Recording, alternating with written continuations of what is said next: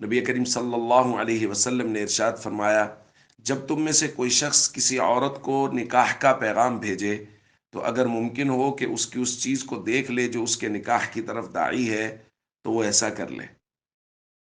دوستو، جس عورت کو پیغام نکاح بھیجا جا رہا ہے، اگر ایک نظر اس کی طرف دیکھ لیا جائے تو شریعت نے اس کی اجازت دی ہے۔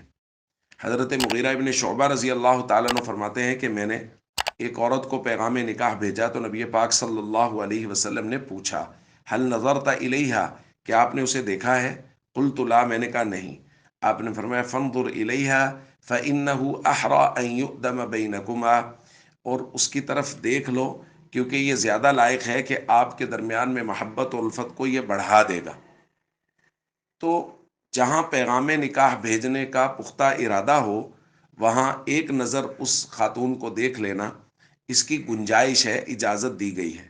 یہاں سے ہمیں یہ بات خود بخود سمجھ میں آ رہی ہے کہ جہاں پختہ ارادہ ہو پیغام نکاح بھیجنے کا وہاں اجازت دی گئی ہے ایک نظر دیکھنے کی۔ اس کا مطلب ہے عام حالات میں غیر محرم کی طرف نظر اٹھانا جائز ہی نہیں ہے۔ قرآن کریم میں بہت واضح طریقے سے اس سے منع کر دیا گیا ہے اور کہا گیا قل للمؤمنین یغضوا من ابصارہم، مومنوں سے کہو کہ وہ اپنی آنکھوں کو نیچے رکھیں۔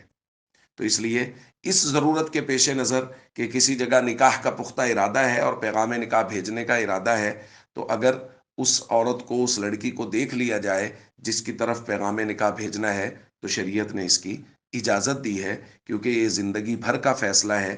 تو اس حوالے سے اتنی گنجائش شریعت میں موجود ہے۔ السلام علیکم ورحمۃ اللہ وبرکاتہ۔